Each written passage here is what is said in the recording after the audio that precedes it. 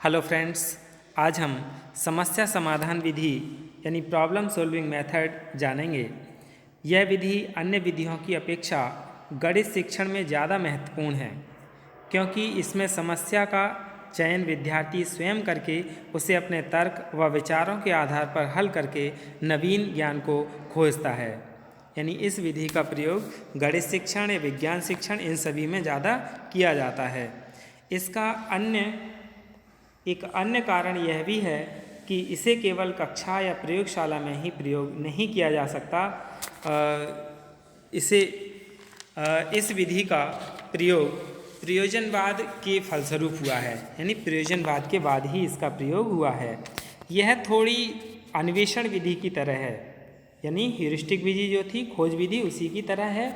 इस विधि में बालकों या विद्यार्थियों की तार्किक व निरीक्षण शक्ति का विकास होता है। अब हम इसकी परिभाषा के अनुसार जान लेंगे कि क्या है इसमें। गेट्स व अन्य के अनुसार समस्या समाधान शिक्षक का एक रूप है। समस्या समाधान शिक्षक का एक रूप है जिसमें उचित स्तर की खोज की जाती है। Problem solving is a form of learning in which the appropriate response must be discovered. Gates and other के अनुसार है। दूसरी डेफिनेशन जान लेते हैं स्किनर के अनुसार। समस्या समाधान एक ऐसी रूपरेखा है जिसमें सृजनात्मक चिंतन तथा तर्क होते हैं। Problem solving is the framework और pattern in which creative thinking and reasoning takes place according to Skinner. अब हम सीवी गुड के अनुसार जान लें। समस्या समाधान विधि में विद्यार्थी चुनौतीपूर्ण स्थितियों के निर्माण द्वारा सीखने की तरफ प्रेरित होता है। यह एक ऐसी विशिष्ट विधि है जिसमें लघु किंतु संबंधित समस्याओं के सामूहिक समाधान के माध्यम से एक बड़ी समस्या का समाधान किया जा सकता है। In problem solving method a students is inspired to learn by creative challenge. It is a special method in which a big problem is solved by small but group solution of relating problems according to C.V. Good। इन परिभाषाओं से क्या जाना हमने कि विद्यार्थी के मस्तिष्क में उत्पन्न वह समस्या है जिसको वह अपनी सृजनात्मक सोच की सहायता से हल करता है। इसमें 3 तत्व या चरण होते हैं। पहला वह जिसमें कुछ कठिनाइयों उत्पन्न या पैदा की जाती हैं। दूसरा यानी जो समस्या के कुछ पक्षों को स्पष्ट करती है। और अंतिम वह जो समस्या के समाधान तक विद्यार्थी को पहुंचाती है। विद्यार्थी समस्या के अनुसार ही इस विधि का प्रयोग करता है। जब विद्यार्थी या अन्य व्यक्ति के पास पहले से तैयार कोई हल नहीं होता है तो उसे तुरंत ही उस परिस्थिति का सामना करने के लिए उससे संबंधित साधन एकत्रित करने पड़ते हैं तथा उसे इन कठिनाइयों व परिस्थितियों पर विजय प्राप्त करने में बाधा उत्पन्न होती है व अंत में उसे इसमें विजय भी प्राप्त होती है। उसी को हम समस्या समाधान विधि कहते हैं। इस विधि में मानसिक कार्यों व निष्कर्षों पर अधिक बल दिया जाता है। समस्या समाधान के लिए विद्यार्थी द्वारा तैयार किए गए सभी प्रयत्न उद्देश्यपूर्ण होते हैं। अब हम समस्या समाधान विधि के चरण जान लें। Steps of problem solving method, यानी इसके कुछ चरण हैं। जैसे समस्या का चयन, सिलेक्शन ऑफ प्रॉब्लम। इस चरण में अध्यापक सक्रिय रहता है क्योंकि उसी को यह चयन करना होता है कि गणित विषय में किन किन प्रकरणों टॉपिक्स को इस विधि द्वारा पढ़ाया जा सकता है। दूसरा है समस्या संबंधित तथ्यों का एकत्रीकरण व व्यवस्था, यानी collection and organising of facts regarding problems.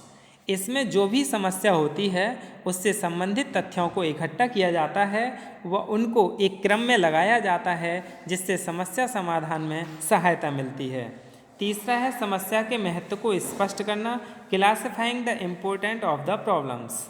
यानी जब विद्यार्थी को समस्या का महत्व स्पष्ट हो जाता है तब वह ज़्यादा रुचिपूर्वक कार्य करने लगता है, क्योंकि इस चरण में उसको समस्या के महत्व को बताया जाता है।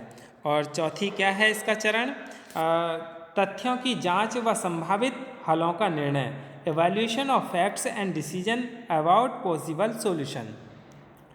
यानी इसमें समस्या से संबंधित तथ्यों की जांच करके यह पता लगाया जाता है कि कौन से तथ्य समस्या के अनुरूप हैं और किन तथ्यों को अस्वीकृत किया जा सकता है। इन तथ्यों की जांच के बाद ही समस्या को हल करने का प्रयत्न किया जाता है। इसमें अध्यापक के बाद ही समस्या को हल करने का प्रयत्न किया जाता है। इसमें अध्यापक व विद्यार्थी दोनों मिलकर सही हल ढूंढने का प्रयत्न करते हैं। फिर है सामान्यीकरण व निष्कर्ष निकालना, जनरलाइजेशन एंड कंक्लूजन। तथ्यों की जांच करने के बाद उनको सामान्यीकरण किया जाता है। इससे निष्कर्षों के सत्यापन में सहायता मिलती है।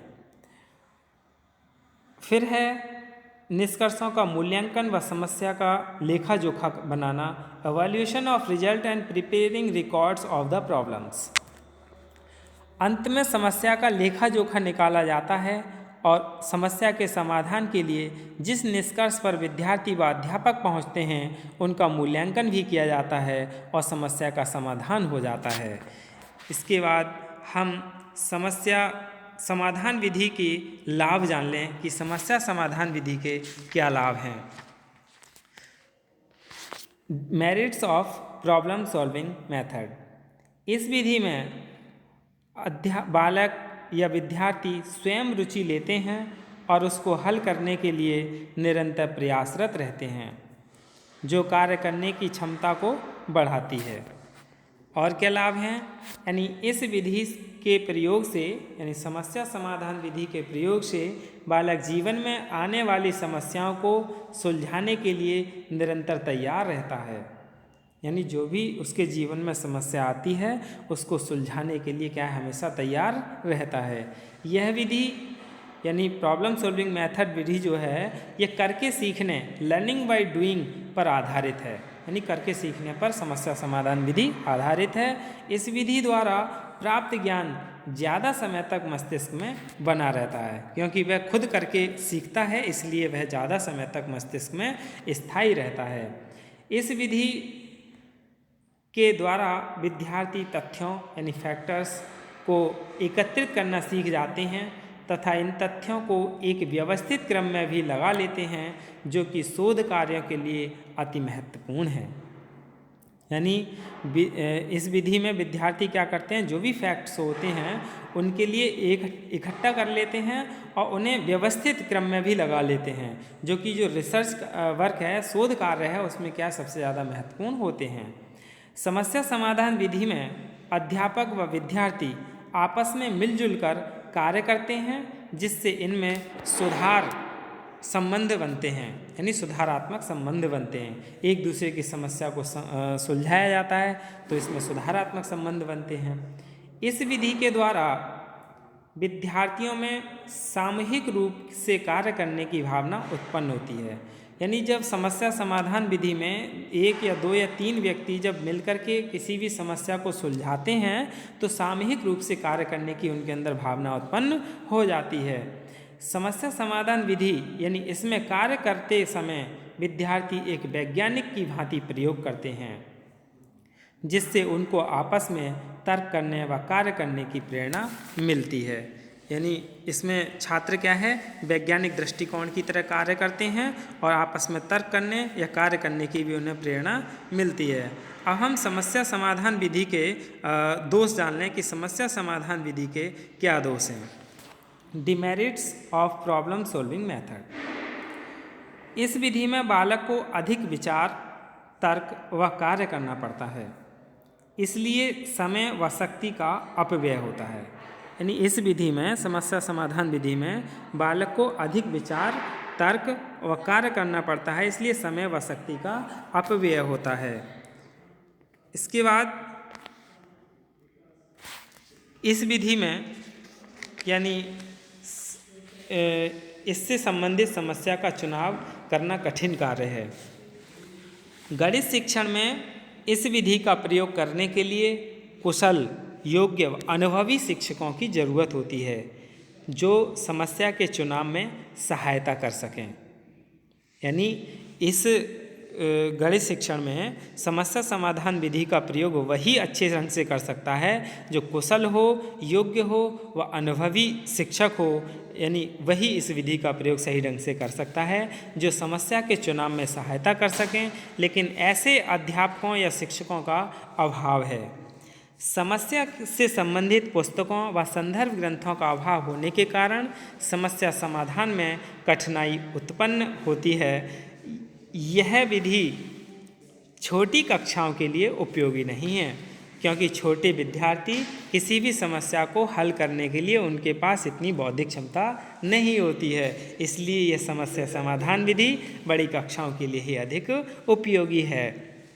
इस विधि का यानी समस्या समाधान विधि द्वारा यानी प्रॉब्लम सॉल्विंग मेथड द्वारा छोटी कक्षाओं के लिए संपूर्ण पाठ्यक्रम व संपूर्ण प्रकरण को एक साथ नहीं पढ़ाया जा सकता, क्योंकि मान लो एक वर्ष के लिए पूरा पाठ्यक्रम होता है और उसके लिए आप इस समस्या समाधान विधि के द्वारा पढ़ाएं तो वह नहीं हो पाएगा। यानी इसके लिए समय ज़्यादा चाहिए, तो समय कम लगे तो और सही ढंग से प्रकरण भी पूरा हो जाए, तो इसके लिए भी क्या है, एक योग्य और प्रशिक्षित अध्यापक ही इस विधि का प्रयोग सही ढंग से कर सकता है। इस विधि का सबसे बड़ा दोष इसका समय अधिक लेना है, यानी ये विधि क्या है, समय ज़्यादा लेती है।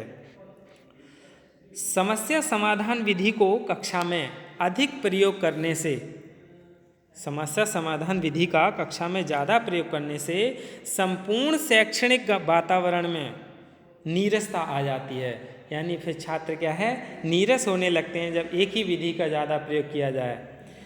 इस विधि को प्रयोग करने के बाद जो परिणाम प्राप्त होते हैं, यानी जो प्रॉब्लम सॉल्विंग मेथड है इसका हमने प्रयोग किया, उसके बाद जो रिजल्ट प्राप्त होता है वे असंतोषजनक होते हैं, जिससे बालक का क्या है, मनोबल कम हो जाता है।